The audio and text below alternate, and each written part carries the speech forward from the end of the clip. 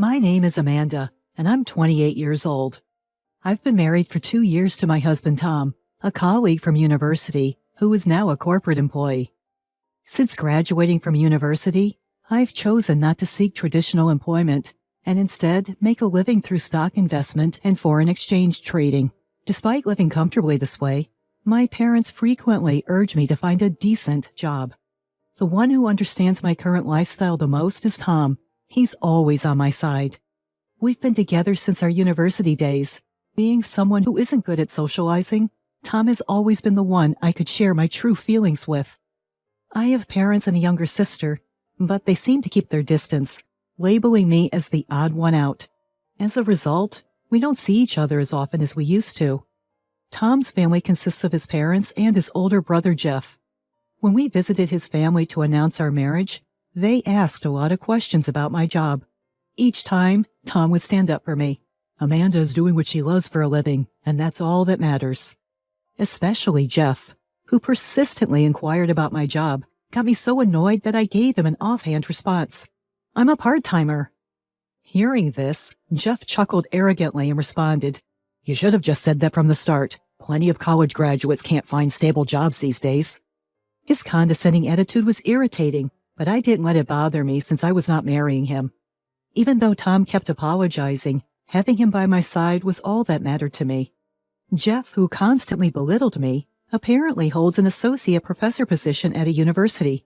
I pity the students who have to learn from such a teacher. Jeff is now getting married, and Tom and I have been invited to the wedding. The bride-to-be is the daughter of the president of the university where Jeff works. There were many guests invited to the wedding. Marrying the president's daughter certainly guarantees a secure future. Jeff, all puffed up, saw me and began to mock me again. It's embarrassing to have a part-timer as a sister-in-law, so your name isn't listed in the directory. I didn't understand what he was talking about, but when I checked the wedding directory, my name was the only one left blank. Tom was about to confront Jeff, but I told him not to worry about it since I didn't care about such things. I don't mind, so don't start a fight over it. Hearing my words, Jeff smirked and retorted, That's right, a part-timer should keep a low profile. Don't ruin this celebration. Then he even told us not to serve drinks to the other guests at the wedding. If you go around serving drinks and people ask what your job is, it'd be troublesome if you answer a part-timer. Just sit quietly. He said triumphantly, leaving us behind, but Tom was still furious. I'm sorry. My brother has been incredibly rude. My husband Tom apologized with a near-tears expression. Feeling guilty, I unexpectedly found myself apologizing too. I should be the one saying sorry. I didn't mean for you to be upset because of me. Seeing me apologize, Tom finally managed to smile. At the wedding that day, neither of us had the heart to celebrate Jeff and his wife. As Jeff had suggested, we decided to simply enjoy the delicious food. As expected from a wedding of the daughter of a university president, the food was extravagant, and we fully enjoyed it. The gifts were heavy, raising our expectations of something luxurious. But when we opened the box at home, we were stunned. Inside was a bowl with a portrait of Jeff and his wife. Even Tom, being the younger brother, was exasperated. He sighed and said, This is the last thing we need. I don't want to see my brother's face. But we can't just throw it away, and it's not something we can use. But I thought of a way to use it immediately. It was the perfect size and depth for our cat's dish. Can we use it for the cat's food? Would that be disrespectful to your brother? Tom replied, laughing. It's perfect for the cat's food. The idea of my brother and his wife being licked by the cat every day is refreshing. With Tom's approval, the gift bowl became our cat's dish from then on. A month later, I had to visit the university a few times where Jeff worked. I hated running into Jeff, who had started working there after marrying the president's daughter, but I figured I'd be safe as the campus was large, and I had to visit a different department from where he worked. However, I bumped into Jeff right away. Seeing me, Jeff looked surprised. I quickly averted my eyes and pretended not to see him, but Jeff approached me and started yelling, Why the hell are you here? I'm calling the police for trespassing. Jeff's loud voice drew a crowd of students. In front of them, he began mocking me. What's a deadbeat like you doing here? Did you come to eat cheap lunch at the cafeteria? Being shy, I fell silent, but that seemed to amuse Jeff even more. and he started telling the surrounding students, "Look closely, students. This woman is a part-timer, even after graduating from college. If you don't study hard, you'll end up like this." I could see the students giggling, and I felt like crying. Then a voice interrupted Jeff's rant from behind. Turning towards the voice, I saw a familiar professor and felt relieved. "What on earth is happening? She's my invited guest." My brother-in-law Jeff was momentarily taken aback by the words, but he quickly retorted, "Isn't there some kind of mistake? This girl is just a part-timer." Another professor who arrived late and knew me corrected Jeff. "She is not a part-timer. She's a research collaborator in our economics department." Regardless of what the other professor said, Jeff seemed unconvinced. Ever since marrying the president's daughter, he's been condescending even to the older professors. The professor who invited me, thinking it was pointless to argue with Jeff, took my hand and led me away from the scene. As I left, the students also dispersed, but Jeff didn't seem amused. He seemed to follow me, barging into the room I had been led into. Despite the presence of many senior professors in the room, Jeff continued to ridicule me with his words. "What's this about? She's a part-timer, right? Dumb-looking girl. Don't wander around the university." Upon hearing his offensive words, the senior professors in the room began to shudder. In a panic, one of the senior professors ushered Jeff out of the room, but I could hear him whispering to Tom, "Your career is over, Jeff." Jeff didn't seem to care about what was said. After all, with the president in his corner, he had no fear. But at some point, the president had entered the room I was in. The president immediately apologized to me. "I am deeply sorry. Our associate professor has spoken out of line. Allow me to apologize on his behalf." The other professors also apologized to me, to which I responded that I didn't mind. In reality, I was filled with rage almost to my breaking point, but I displayed mature composure. I had not planned to meet with the president that day, but he seemed to have come unexpectedly. I was conducting research with the professors of the economics department at this university on financial engineering. When I say research, I mean we're verifying whether or not the theory I use in my stock and forex investment operations is correct. Since my university days, I've been conducting financial transactions based on my unique theory, and I've been exchanging opinions with a professor I met on social media. As the professor noticed my good investment performance and began to verify it with me, I started to be invited to the university as a research collaborator. The university had repeatedly suggested I work as a lecturer, but as I'm not comfortable speaking in front of others, the idea was impossible for me. Since participating in the research also benefits me, I visited the university a few times a month to confirm the results, but I didn't realize it was the same university where Jeff works until he got married. When I looked at the guest list at the wedding and recognized a name, it turned out that the president of this university was the bride's father. Although there were other university-related guests, it seemed that no one noticed me. My name had been removed from the list, and I had been told not to serve drinks, so I never left my seat. With a wedding of such scale, no one was expected to notice someone as unremarkable as me. The reason the president and professors were in a panic is because I'm a major donor to this university. Ever since I started conducting research with the university, my investment performance has improved significantly, and I have been donating a substantial amount of money each year. In addition, the theories I'm researching are also being provided to hedge funds and investors abroad, which seems to be bringing in a considerable amount of donations as well. As a private university, donations and sponsorship funds are crucial. To the university, which is earning a considerable amount of money from the research I am involved in, upsetting me would be a serious problem. If I got angry because of my brother-in-law Jeff's rude remarks, withdrew from the research, and even the donations ceased, it would greatly affect the university's operations. That day was no longer a situation to discuss investment theory. The president and the other professors were just apologized to me forever, so nothing was settled. As I was leaving, I spoke to the president. "Your sister-in-law, the associate professor earlier, is my brother-in-law Jeff. Did you know that?" At these words, the president and the professors were surprised, and it was clear that no one had noticed it before. I also tried to share my honest feelings. Jeff always makes fun of me, but I think his attitude is questionable as an educator. I must have been pretty angry at that time.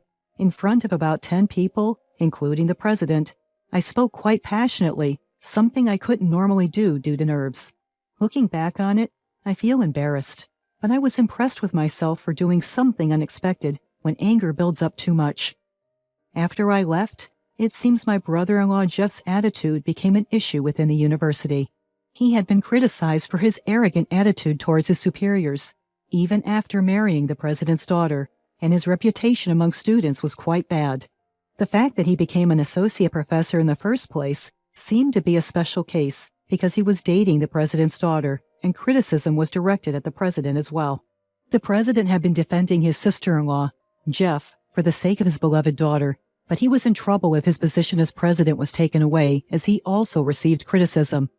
Jeff, not thinking that the president, his biggest backer, was criticizing him too, became more and more arrogant. Jeff, who didn't know about this, made fun of me as usual when I showed up at the university again. "Back again, huh? A part-timer? Just because you're friendly with the economics professors doesn't mean you can get cocky." When I thought about the fact that a man who speaks such rude words is an associate professor, I started to think that this university was going down the drain. The president had such a man as his sister-in-law, and even if he acted arrogantly, he didn't scold him, so I started to think about stopping the joint research with this university. I didn't like being made fun of every time I came to the university, and I started to feel like it was a waste of time, so I thought about ending it while listening to Jeff's talk. Whether he noticed that I was absent-mindedly listening to a story, Jeff shouted even more. "Hey, are you even listening? Are you so stupid you can't even listen to other people's stories?" Then a louder voice from the president resonated. "Jeff, you're the fool." When the president appeared, even my overbearing brother-in-law Jeff became still as a statue. Seeing him like that, I couldn't help but burst into laughter. Realizing that I was laughing at him, Jeff glared at me, but was quickly silenced by the president's harsh words. "After today, you're no longer part of this university. Pack up and get out immediately." Jeff seemed to have a hard time comprehending what was said, his gaze fixed blankly on the president's face. Then suddenly, his tone grew casual. "Father-in-law, what's going on all of a sudden? Are you trying to surprise me?" In response, the president, his face crimson with rage, yelled again. "You have no right to call me your father-in-law. I want you to divorce my daughter as well." The sudden talk of divorce took me aback, but just then a young woman and a man in a suit appeared before us. Looking at the woman, I felt I had seen her somewhere before, and turning to Jeff, I saw he was visibly shocked. Seeing Jeff's surprised face, I recalled that this woman was Jeff's wife, but why she would come here was still a mystery. Jeff's wife, with a stern look on her face, began to speak slowly.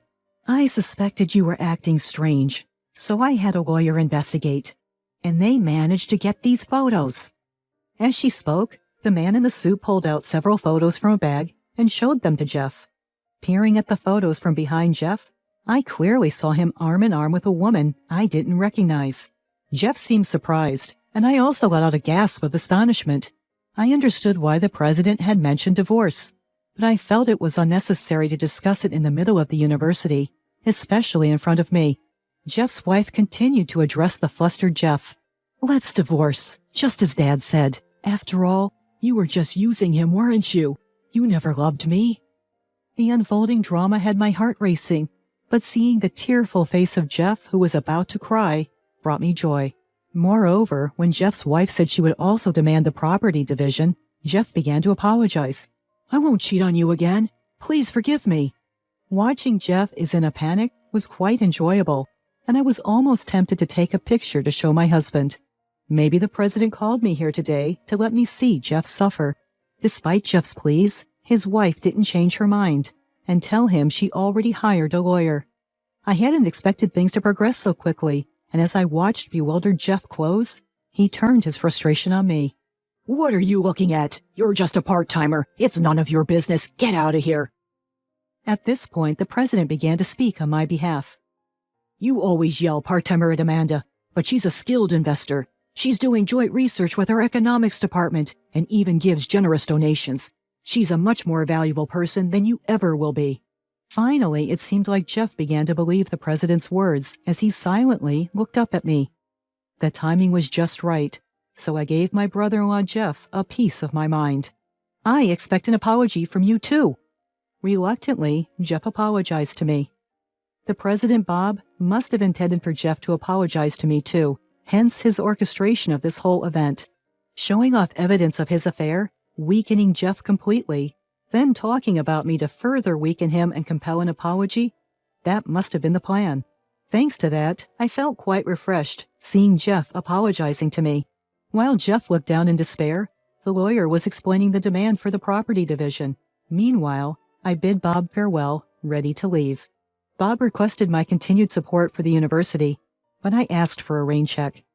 I'd begun to distrust this university because of Jeff, and I had my own concerns to attend to. I promised to get back to him and left for the day. When I got home, I filled my husband Tom in on the Jeff incident that had taken place at the university. Tom was aware of my distaste for Jeff, and when I told him about Jeff apologizing his affair and looking down in despair, he wore a genuinely happy face. Then, looking somewhat frustrated, he said to me, "Damn, I wish I could have seen him in that state, but man, this feels great." He then continued, looking slightly angry. "Why didn't you take a picture?" As he feigned anger, we locked eyes and burst out laughing. I actually had another piece of good news to share with Tom. Guess what? It seems I'm pregnant. Hearing this, Tom was ecstatic, cheering as if he'd won a lottery. I'd been feeling unwell lately and had suspected as much. On my way home from the university, I dropped by the OBGYN and found out about the pregnancy. I felt a bit guilty for Bob, who had gone to such lengths to orchestrate Jeff's apology, but I decided to put my cooperation with the university on hold. Bob seemed disappointed, but he said he'd wait until I'd finished with child rearing, when I suggested reconsidering at that point. When I casually asked Bob about Jeff, he informed me that Jeff, who had officially divorced, was not only unemployed, but struggling to find a new job. Jeff was trying to sell himself to other universities, but his arrogance was well known, and no offers were coming in. Ultimately, Jeff's arrogance boomeranged back on him, and the comeback was even bigger than expected. Suddenly, I realized that the photos of the cheap gifts we used as cat dishes had disappeared. Whether it was because we had used cheap gifts or because they had divorced, the couple's photos had vanished as well.